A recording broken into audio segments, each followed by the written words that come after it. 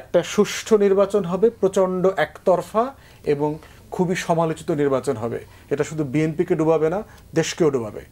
Ronaldo অনেক ভালো football খেলে, তাকে যদি আপনি মানে টোয়েন্টিতে নামাই দেন, টি20-তে নামাই দেন এবং আশা করেন যে প্রথম দিন থেকে সে 4 পিটাবে 6 পিটাবে, এটা তো ওয়ার্ক করবে না। তো শোয়েব আক্তারকে যদি আপনি গোলকিপার করে দেন, ওই রাওয়ালপিন্ডি এক্সপ্রেস তো ওখানে থেমে যাবে। বলটা সে হাতে নিয়ে দৌড়ায় মাথা মাথা চলে যেতে পারবে তাড়াতাড়ি, কিন্তু গোল সে দিতে পারবে না।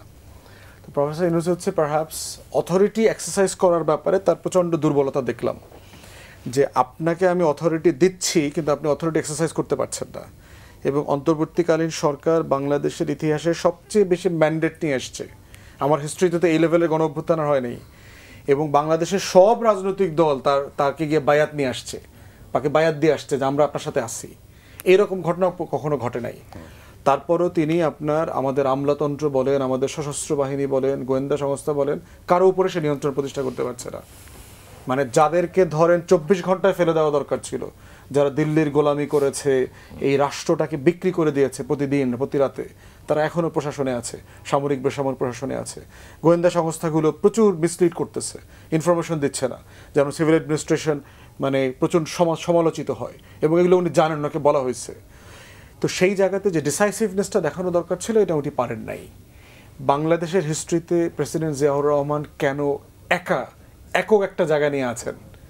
কারণ উনি একাধারে প্রচণ্ড মেধাবী মানুষ ছিলেন, প্রচণ্ড সৎ মানুষ ছিলেন, যেটা ওনার শত্রুরাও কোনোদিন প্রশ্ন তুলবে না, প্রচণ্ড রকম দেশপ্রেমিক মানুষ ছিলেন, এবং প্রচণ্ড রকম ডিসাইসিভ মানুষ ছিলেন। মানে লিডারশিপ বলতে যা বোঝানো হয় সেইটা ওই যে মানে এক অঙ্গে শত ফুল, এইটা জিয়াউর রহমান ছাড়া আমরা দ্বিতীয় কোনো ব্যক্তি কাউকে পাই নাই। প্রফেসর ইউনূস সাহেবের এই জায়গাটাতে ব্যাপক দুর্বলতা আছে, যে উনি টু সিম্পল, টু হাম্বল, টু ডিগনিফাইড। এখন এইরকম একটা অভদ্র মানুষের দেশ আপনি ভদ্রচিত আচরণ করে চালাইতে পারবেন না, এবং এটা উনি বারবার মানে বুঝতে ব্যর্থ হচ্ছেন। এবং এইটা করলে যেটা হবে, সিনহা ভাই কারেক্টলি বলেছেন, একটা সুষ্ঠু নির্বাচন হবে, প্রচণ্ড একতরফা এবং খুবই সমালোচিত নির্বাচন হবে। এটা শুধু বিএনপিকে ডুবাবে না, দেশকেও ডুবাবে।